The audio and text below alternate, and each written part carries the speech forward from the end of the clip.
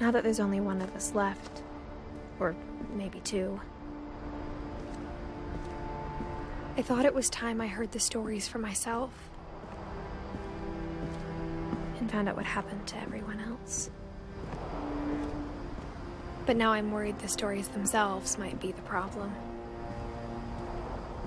Maybe we believed so much in a family curse, we made it real.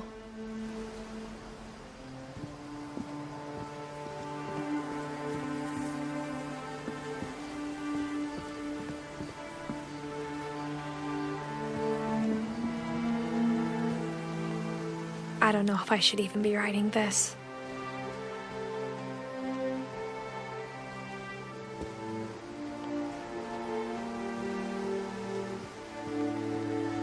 Maybe it'd be better if all this just died with me.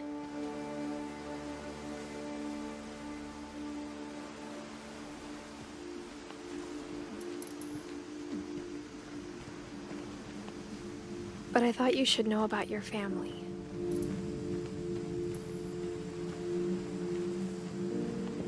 And the history you're a part of.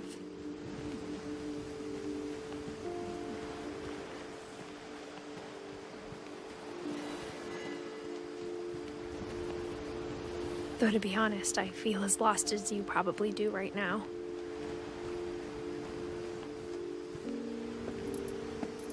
I think the people in these stories believed them, for what that's worth.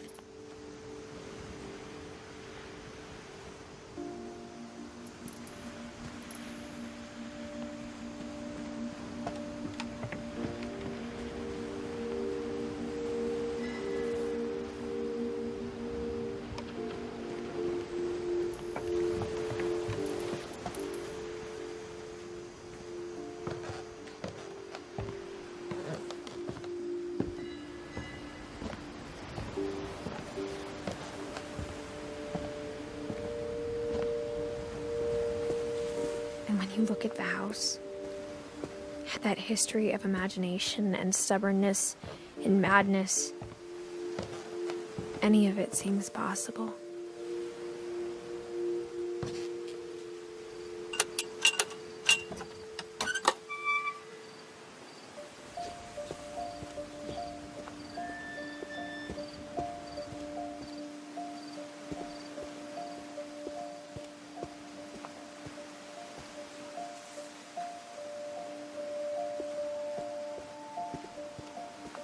I think we've been surrounded by death for so long, we've just gotten used to it.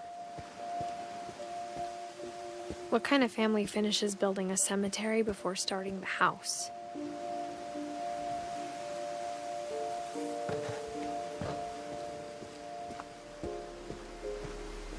It's embarrassing for me to admit this, but the pet cemetery made me more uncomfortable than the human one. 3 of the gerbils are mine, and 2 had been my fault.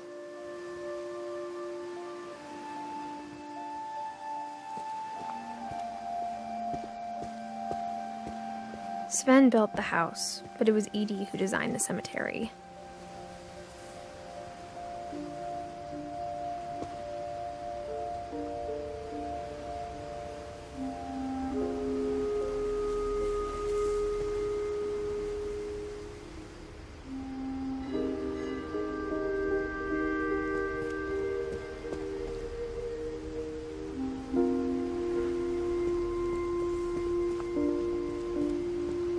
I'm sure Odin's monument had been Edie's idea.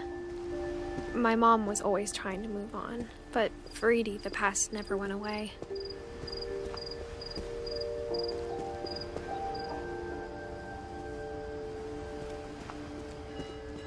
She could see it poking out of the water at low tide.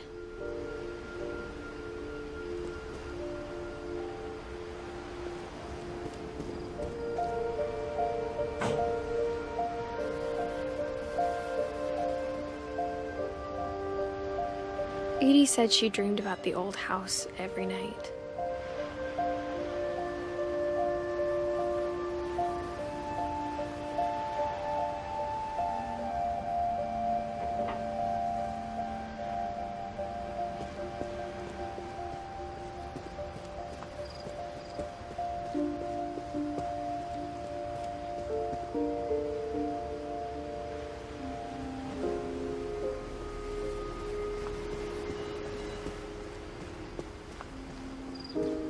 Edie's side was always easier for me to understand.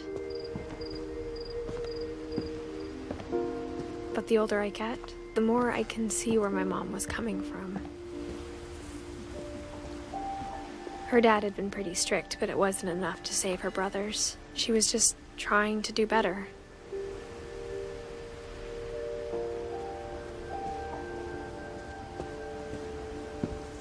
She lost 2 of her brothers, just like I did.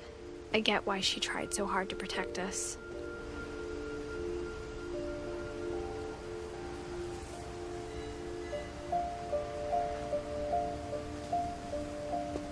We never found Milton's body, so my mom insisted we were putting up a monument, not a tombstone.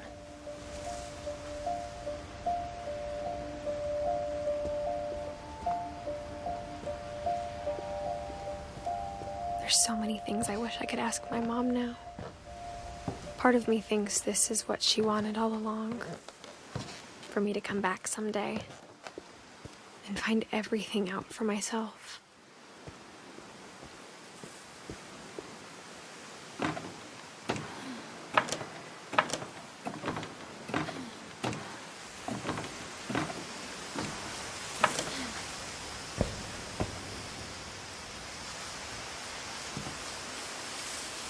But looking back on it now,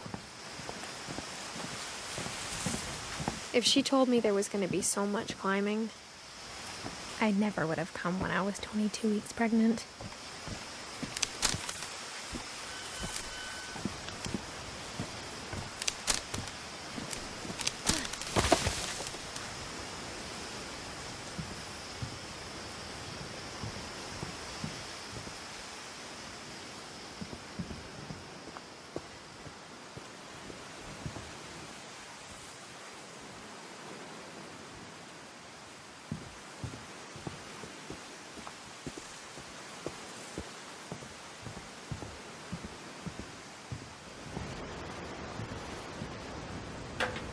I never met Grandpa Sam, but I think he and my mom had a lot in common.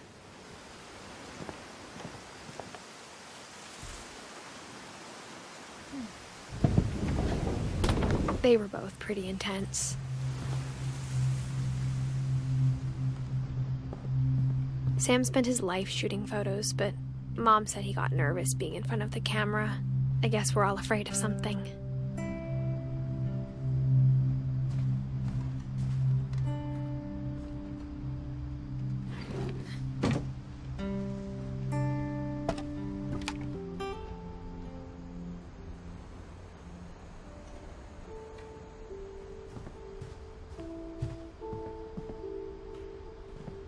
Instead of hiding from death, Sam seemed to go out of his way to meet it.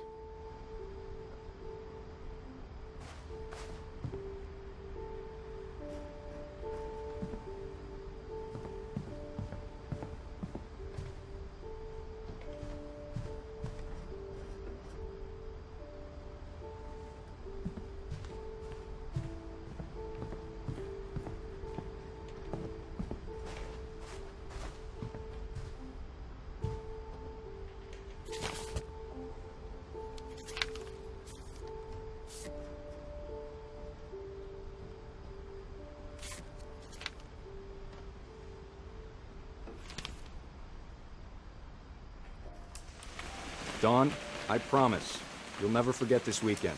Yes, sir. These memories are gonna last a lifetime. Mm-hmm. Perfect. Am I gonna have to shoot anything?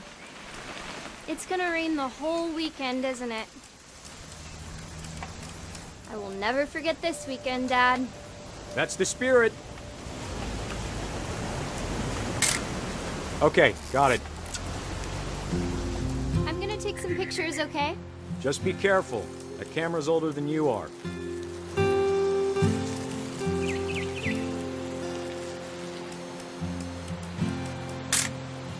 Aw. You're right, Dad. It's starting to clear up. Still freezing, though.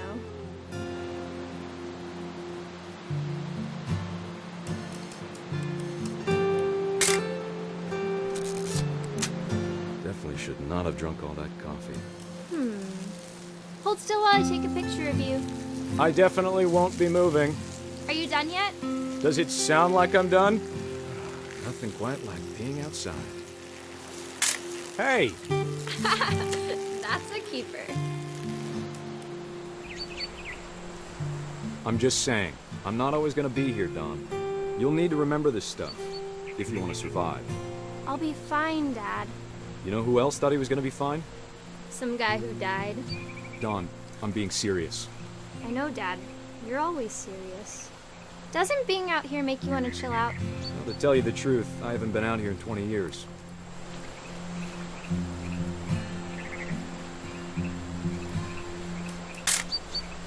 Dawn, don't you think you could find something more interesting to photograph?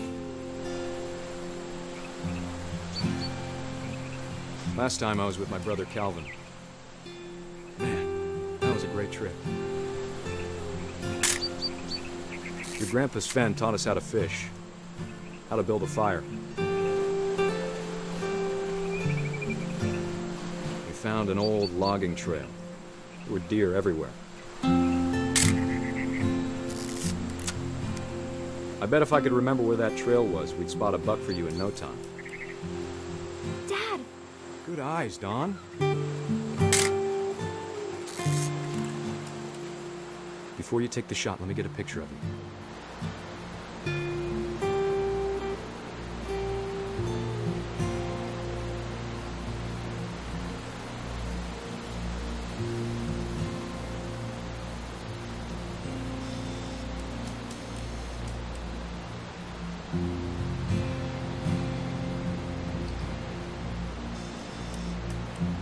Dad, I... Just breathe. Turn off your imagination. Focus on your target.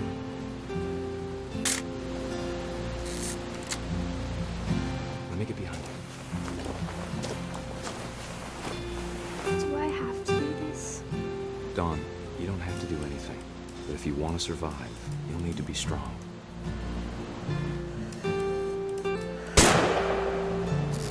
Great shot, Dawn!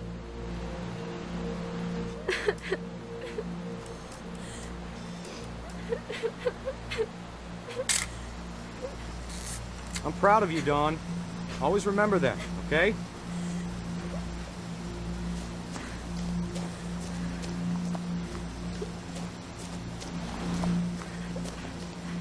Dad, it's twitching. I think That's it's totally so... normal, Dawn. Just focus on the camera.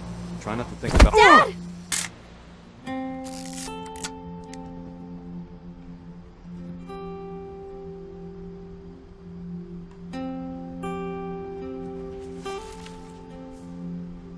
Of all these stories, that's the one I wish most that my mom had told me.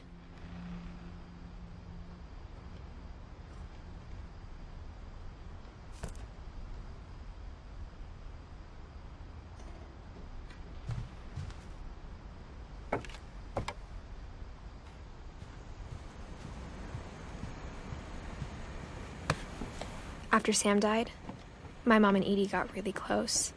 They'd both lost a lot.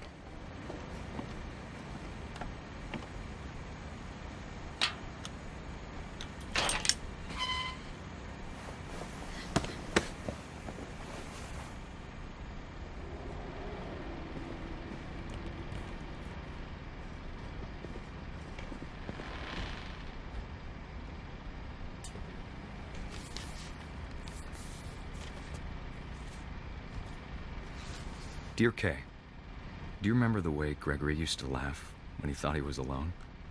Like something funny was happening, but only he could see it.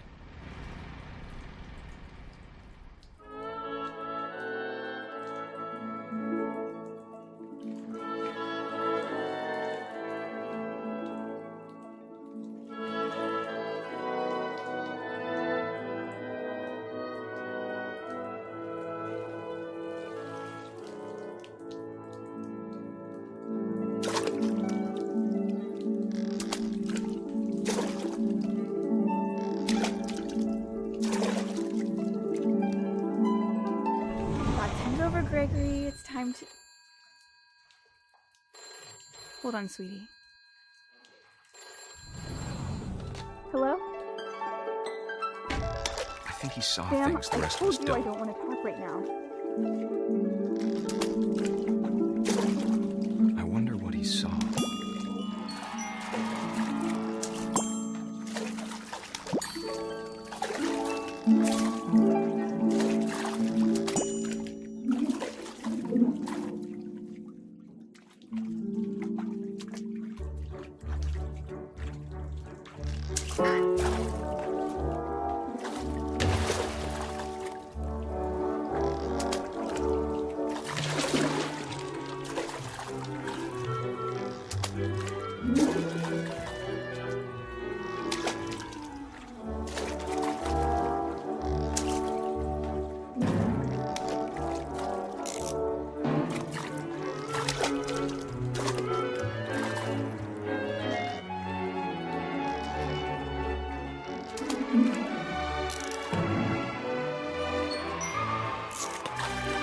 I know how silly it sounds.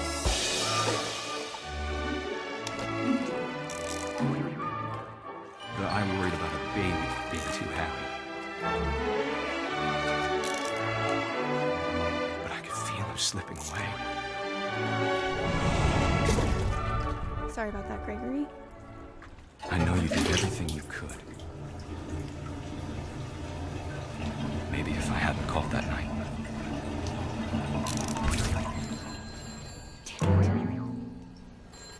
I wish he could have told us about the world he saw.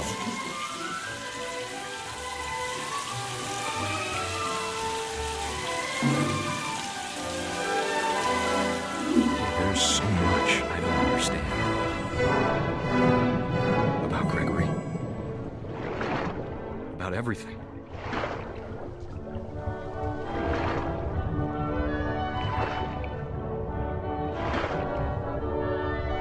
But I know what happened wasn't your fault.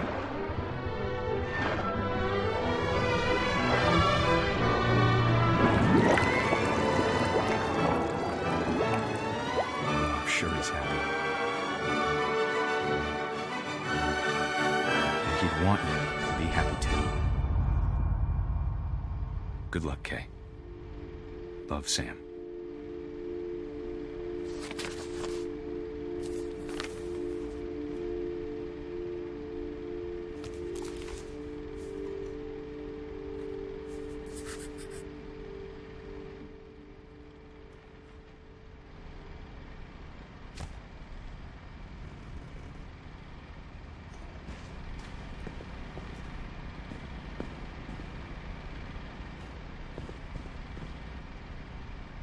I can't imagine my mom ever writing poetry, and yet...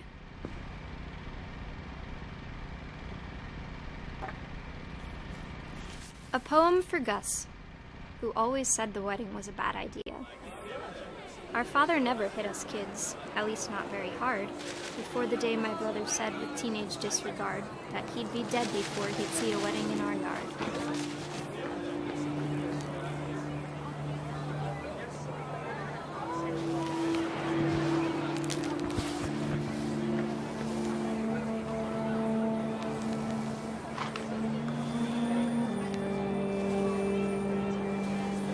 My father made him come, of course, but Gus stood far apart, just flew his kite and bottled up the storm inside his heart.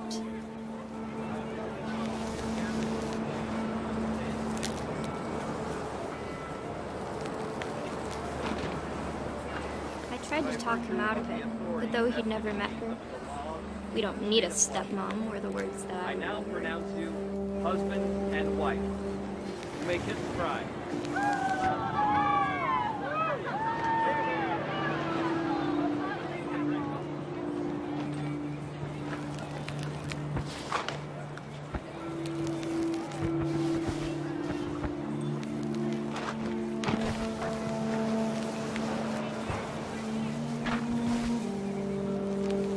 When the time for photos came, Dad ordered him to come here. But Gus declined, and as a sign held up his middle finger.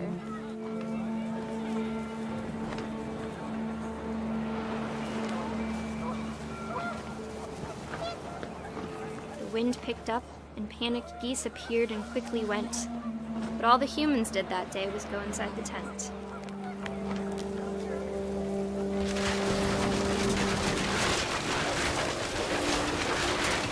rain came down in buckets then, but no one seemed afraid that nature might destroy the tent our dad had crudely made.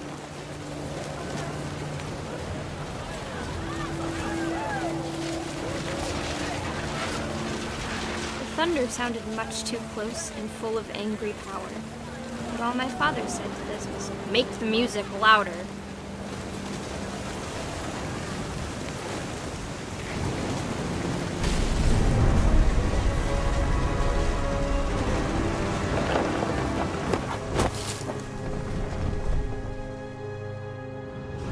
I wish that I could truly say I thought about you on that day.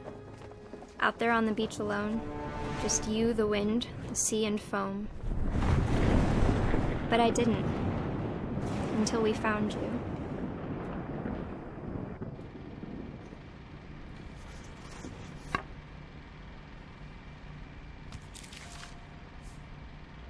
She never talked about him, but Mom told me once if I was a boy, they were going to name me Gus.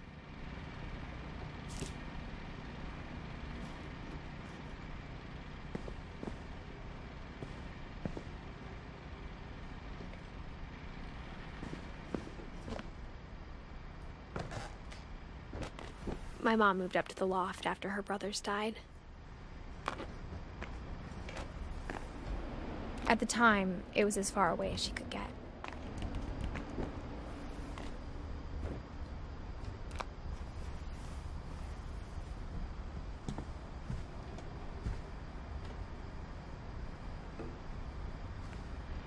She spent a summer building houses in Calcutta, where she met my dad, Sanjay.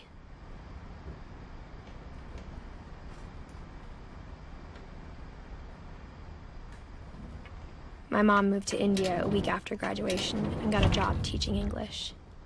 Louis was born a year later.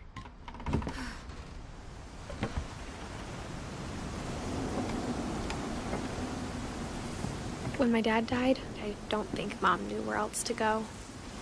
I'm sure Edie was happy to have her back. And to see kids in the house again.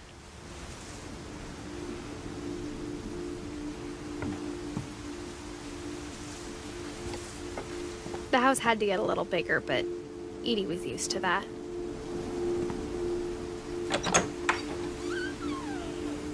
And for a while, things were good. Almost normal.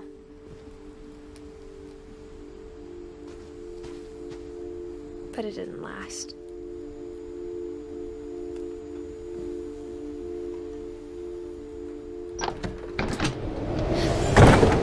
The beginning of the end was Milton's 10th birthday, when Edie gave him a castle.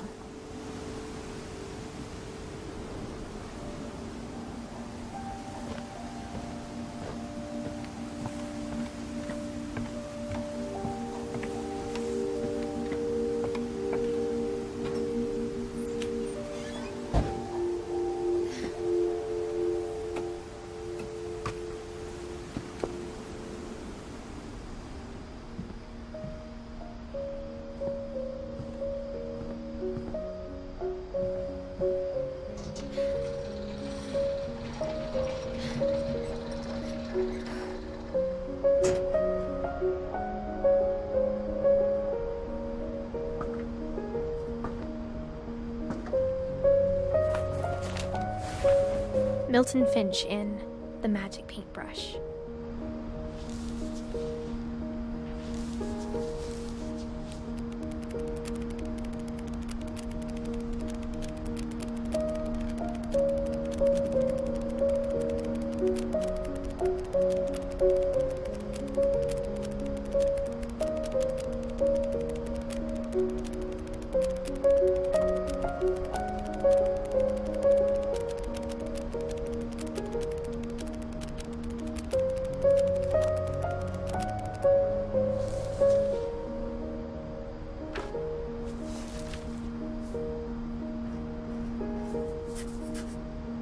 I was 4 when Milton disappeared.